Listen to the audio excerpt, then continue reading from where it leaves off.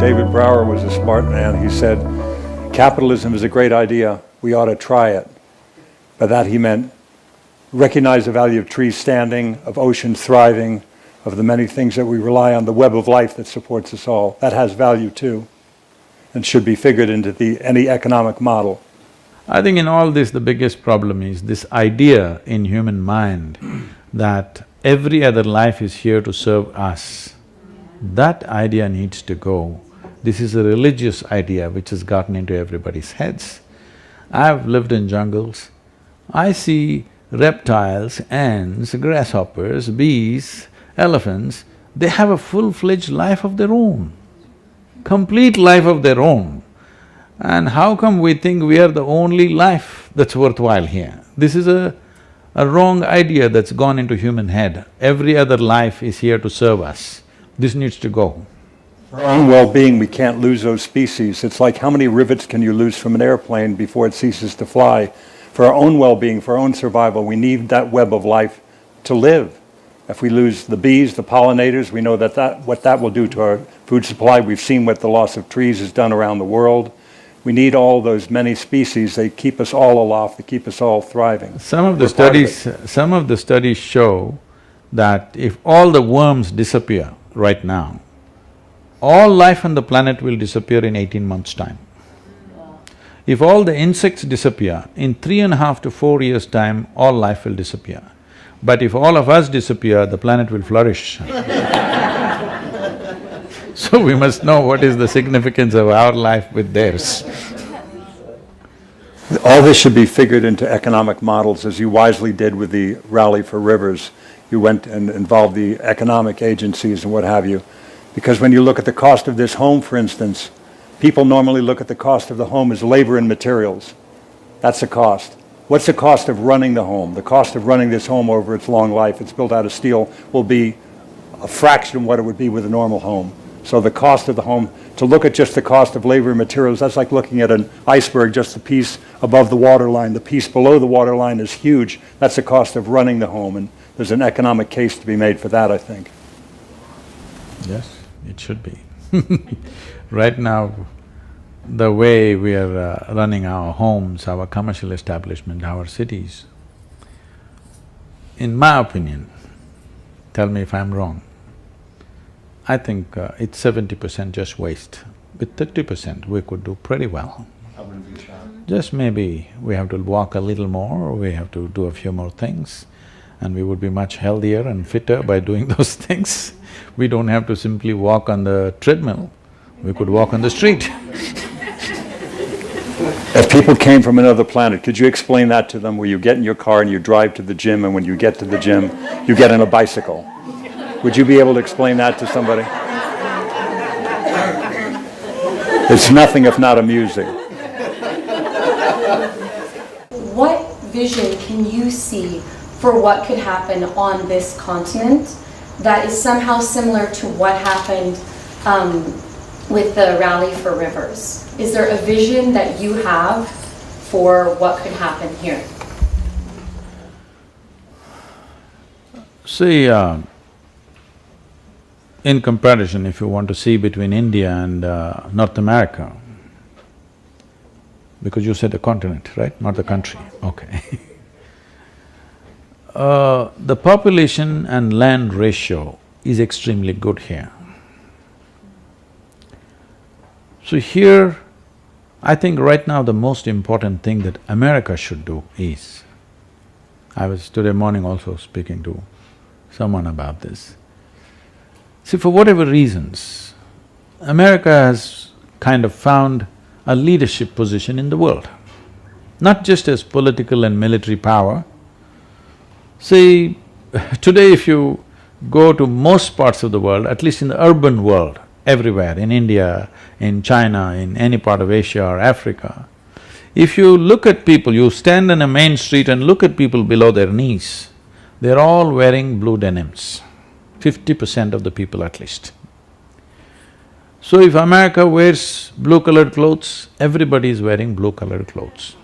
If you put a hole in your trousers, everybody's putting a hole in the trousers. Not worn down, they're putting a hole.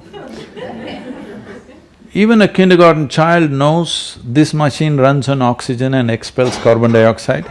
But if you pump carbon dioxide into your bottle and say this is the real thing, the whole damn world is drinking it, okay? So, there is a leadership position. It doesn't matter what you do the right thing or the wrong thing, somewhere the world is following. So you must do the right thing now. This is your responsibility because you have a leadership position. If you do the right things, the world will do the same things. Very easily it can be done. So, one reason I'm spending a certain amount of time in America is, right now in America everybody is drinking alcohol, whole world is trying to drink alcohol. So for example, in India 25 years ago, not even 6 to 7% of the people consumed alcohol. Today, nearly 60% of the people are consuming alcohol in a matter of 25 years because they think it is modern, it is fashionable. If they don't drink, they're left out of life. And the drugs are also coming in equal proportions. If America meditates, the world will meditate. When are you guys going to do it? That's all I'm asking. So, ecologically also, America needs to do the right things. Right now, one of the biggest concerns is the plastics. See, people are thinking plastic is some kind of an evil. No, plastic is a fantastic material. It's one of the best things we have produced in all these years of whatever we have done because you can reuse this 1,000 times if you wish. Only problem is right now, plastics are of different grades, all kinds of things, everybody is doing their own thing and you cannot recycle them together. If you recycle them together, it becomes downgraded and it just goes waste and then you don't know what to do with it.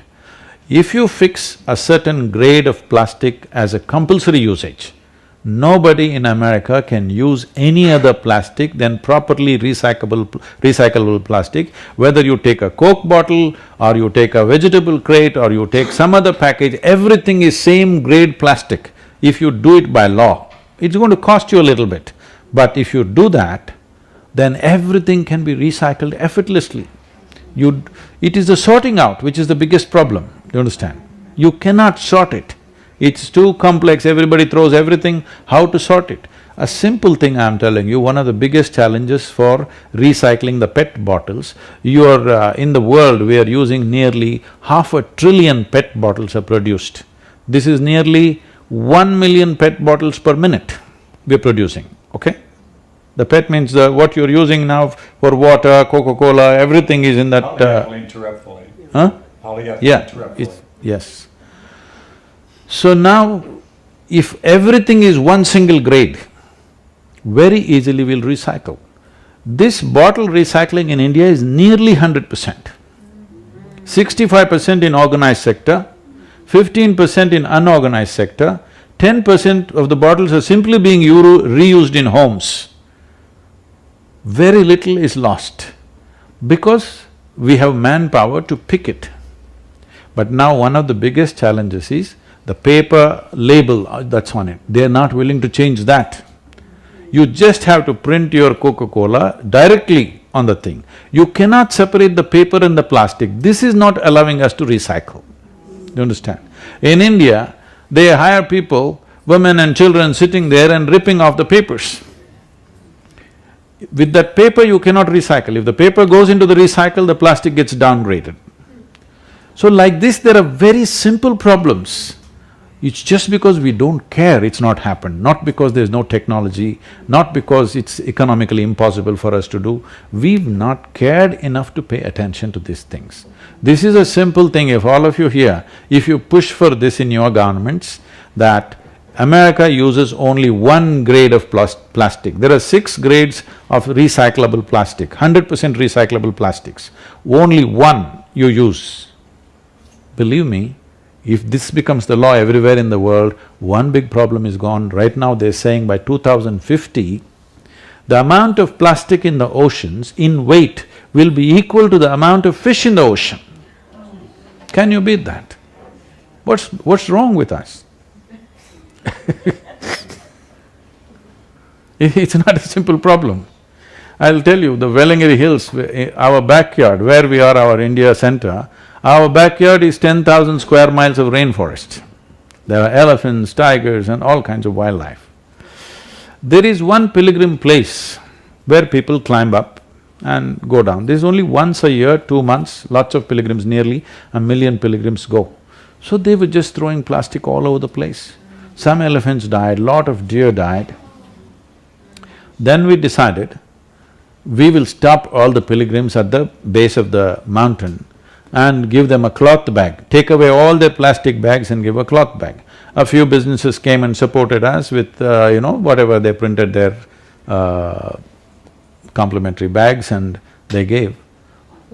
And we went up the mountain with about 6,000 volunteers and we brought back 18 tons of plastic just in the form of covers, okay? Just the covers. These covers float around and unknowingly the animals just eat it and it gets stuck in their esophagus and they die because of this. So this we stopped by just putting a cloth bag. What does it cost us? Nothing, okay? It costs us really nothing. Just a few handful of small businesses come together and sponsor these bags and it's a done thing.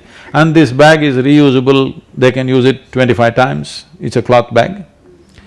So these are all simple solutions, it's not some great technology is needed, just attention is needed, human attention is missing.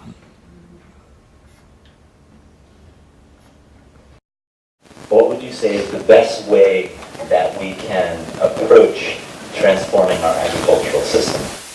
See, there are ways of looking at it as to what is ideal thing to do or what is the small corrections we can do so that we are in a little better place. These are two ways to look at it. Because if we talk about the ideal, people will anyway give it up. They're not going to make all those changes in their life. Well, Ed is growing everything that he needs, I believe. To some extent, not everybody can do that, somebody is living on the 20th floor. So, one thing is the usage of pesticide and this, I call them freaked out seeds. Not normal seeds, they're freaked. You take out the freaked out seeds and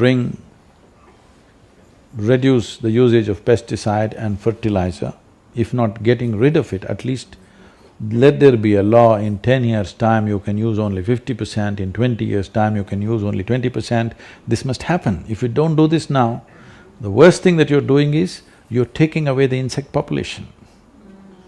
If you take away the insect population, believe me, there is nothing you can do on this planet. They're not small. They're small in size, but their role on making of this planet is very, very big. So, we've been spraying insecticides from airplanes. The most criminal thing we have done is this. From airplanes, we've just sprayed large scale, killing everything. This is chemical warfare, this is not agriculture. All this comes from that fundamental idea which I mentioned earlier, that we think we are the only life. Everything else is subservient to us. We can just mass murder everything and somehow have a con for ourselves. It's very conny. Now, the important thing is, this is not going to happen out of people's awareness. I don't believe that. There must be laws. Clearly we must set forth. From today, in 5 years' time, 25% of the insecticide that you're using per hectare must go down. In 10 years' time, I'm just saying off the cuff, the numbers can be arrived at for different crops. But for different crops at different levels, we must say it must go down like this and aim at 30 to 40 years' time, there should be no pesticide, no fertilizer, everybody must produce the necessary organic material to grow a crop. If you don't do this now, we may not all die, but we will suffer immensely due to variety of problems in our systems, physiological and psychological problems. Just see the number of problems we are going through. See, you take United States as an example, considered to be the most affluent country on the planet. Why does an individual human being seek affluence or a society seeks affluence? On the first level, it is a choice of nourishment. I can eat what I want. When a man is poor, he seeks affluence because choice of nourishment. Once that is taken care of, it's a choice of lifestyles. So a society which has an enormous choice of nourishment and lifestyle spends $3 trillion on its healthcare for 300 million people. This is a crime against humanity. Because to be healthy, you need chemicals. To be peaceful, you need chemicals. To be joyful, you need chemicals. For everything you need chemicals. So, if this is not cut down, forget about the people who on the back street drugs they're doing, but what about the mainstream? Today the pharmaceutical industry in the world is larger than food industry. Can you beat it? We're consuming more medicine than food. What's wrong with us? In this 60% of the consumption, I believe, is in United States. The wealthiest nation on the planet is not healthy because they don't know what to eat. Everything they eat, they've poisoned it themselves. Somewhere, one little farm, organic here, organic there, no, by law, it should be so. The time is over for that, where thinking people will do it consciously and it will happen. It has to be enforced.